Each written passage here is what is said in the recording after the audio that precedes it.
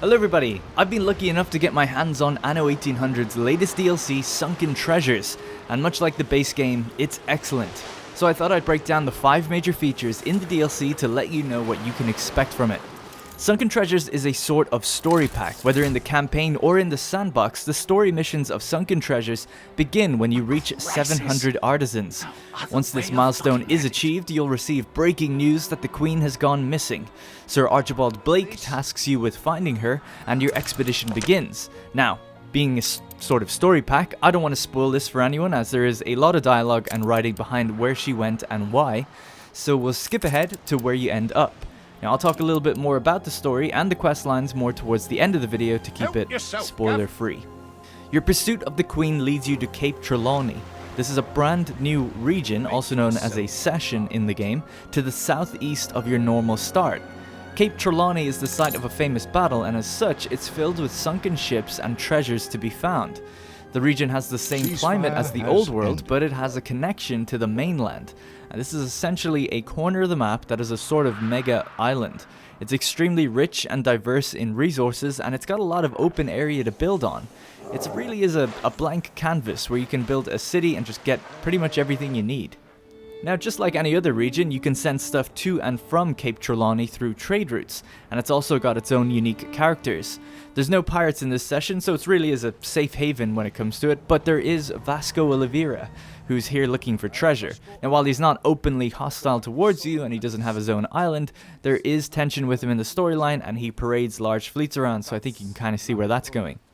On the friendly side, you have Old Nate, a sort of kooky, eccentric inventor type who searches the depths for scrap so that he can build new inventions and machines. He does have his own island, which is a sort of steampunk scrapyard looking thing, and you can trade with him like other NPCs.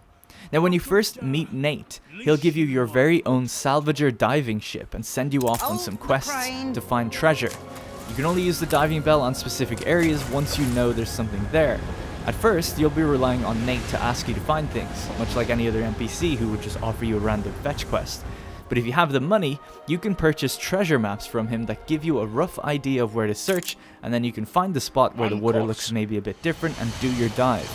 Diving's really quick. You're essentially just pulling up whatever is down there almost instantly, but there's 3 new types of resource you can get now from it. You can get scrap, nice scrap, and special scrap. Scrap is used for Nate's inventions, and the different types indicate the rarity and value. If you don't want it, you can just sell it to any other NPC for a pretty high value as well. Besides scrap, there's always the chance of pulling up artifacts, items, and even animals from the ocean, and these can be used in buildings or sold as well. And once you start diving on your own, you can go to other regions. You don't have to just do it in Cape Trelawney. Treasure hunting is extremely lucrative. It almost always pays for itself when you just buy a map off of Nate. You might get an item that you don't really want, but if you had bought that item from a trader, it'd usually be much more expensive than if you found it through a map. When you've saved up enough scrap, you can talk to Nate and view his inventions. Inventions are created by Nate when you combine scrap with various other goods that you produce. Once transmuted, you're given the item to use as you wish. Every invention has 3 tiers of how good it is. The tiers follow along the type of scrap found, so special scrap is needed for tier 3 items, for instance. So what type of items can you get?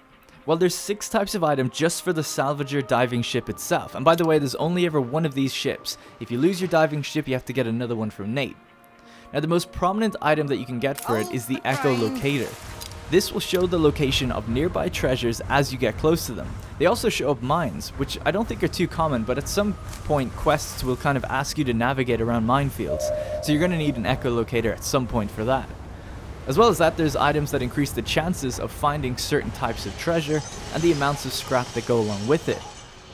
Then there's ship items. There's 3 of these, one of which is a naval mine that detonates on proximity, so you can literally blockade pirates with mines if you have the goods, or sabotage enemy trade routes.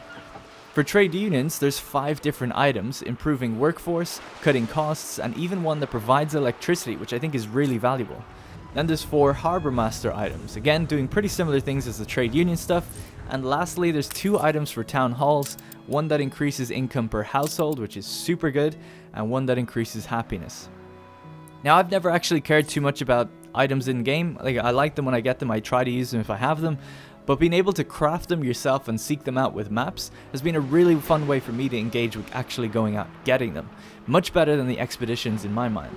Now, as I said before, each item has 3 variations to them, typically ranging from common to legendary items, so a good spread of stuff that will keep you busy for sure. Now, the next thing I want to look at is presentation. This is a small one for some, but there's just a few things I wanted to talk about. For instance, there's new music in Cape Trelawney, which is fantastic. It's a little bit weird, a little eerie and mysterious. Have a listen.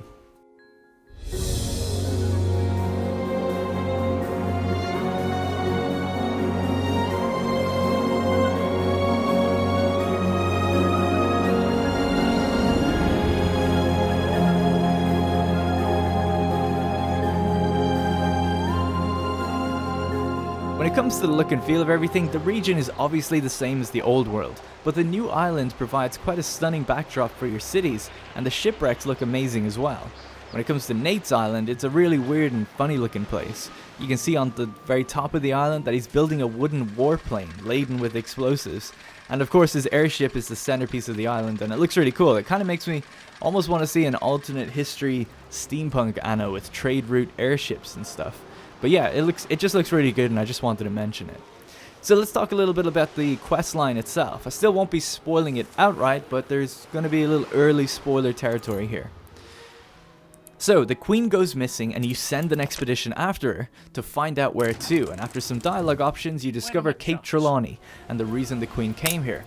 She's looking for the Scepter of Cape Pon, an item that would grant her indisputable authority and restore the people's faith in the monarch, as well as found the new coastal city on the large continental isle. So these two quest lines kind of run in tandem, finding the scepter and also building up your capital city.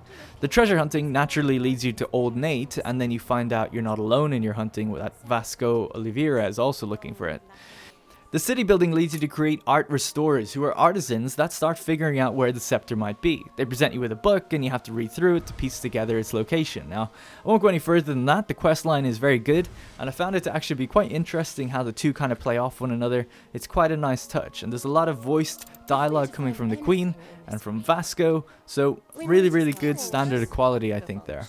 Now, this actually comes with quite a big potential drawback, and that's that the whole thing doesn't really fit into the spirit of a sandbox game.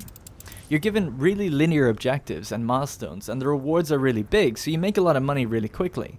And because the capital island is such a blank canvas, it's really easy to build on and make everything you pretty much need without trade routes until maybe later in the new world. So I feel like it's quite a powerful buff that you have over everyone else, and because it's so story driven, you're always the one to settle on the island first, and always have an inherent advantage over the other AI. Now, this wasn't something that I cared about really in this playthrough. This is my first playthrough with the DLC, and I just really enjoyed it. But without a way to turn off this kind of quest line, or that island in particular, I feel like it's going to overshadow the sandbox and sort of become the meta, as it were, you know, to rush that island and become massive really quickly. So it's not so much to complain about the content or the experience I've had itself, that's been great, but it's how it might impact the rest of the game going forward. As well as that, scrap as a resource seems extremely lucrative. It only takes about 3 or 4 dives, and you're starting to earn about 400,000 from them, which just seems way too much to me. It's also infinite, so you'll always have more to go to and collect in different places, and as you get better gear for your salvager, you'll actually just be getting it faster and getting more. It doesn't seem like the other AI characters do any treasure hunting other than Vasco, and even he doesn't do it dynamically. He just has one of the ships. I've never seen him use it, which is a bit disappointing, as I think it would have been pretty cool to fight over treasures and try to outdive your competitors, as that's kind of what the story was about. So I think a real trick has been missed there. So even though I've had fun with it, I hope it can be just rebalanced just a bit, and I hope that Sandbox gives you the options in future to maybe turn off the Queen's Quest on the large island. I think it was really enjoyable doing it, but linear quest lines like that, in my opinion, just don't really fit into the Sandbox mode because it's just not random enough. Now, the AI should also be doing treasure hunting as well, because otherwise you're just really earning rare items and a lot of cash when they can't, which isn't as fun. Now, I'm not looking for the game to be uber competitive and balanced with the AI all the time, but generally speaking, I do kind of expect them to be able to do everything I do. And Cape Trelawney has no pirates, so it's just a session that's super safe, very lucrative in terms of islands and treasure hunting, and the AI don't even really bother taking part in it. And that is it for the 5 major features in the new Sunken Treasures DLC for Anno 1800. I hope you enjoyed this breakdown of the content. If you're new to the game, I've got the Essential Guide to Anno 1800, which is a really great way to learn the game very quickly. This is probably my game of the year for me so far. Every time I play it, I just get totally sucked in and just really love solving little logistical problems and building a nice city while competing with others. It's just a lot of fun. If you want to see more Anno content from me in future, please let me know by leaving a like or a comment on this video. Please also consider supporting me on Patreon. It really helps. Thank you very much for watching, and I'll see you in the next one.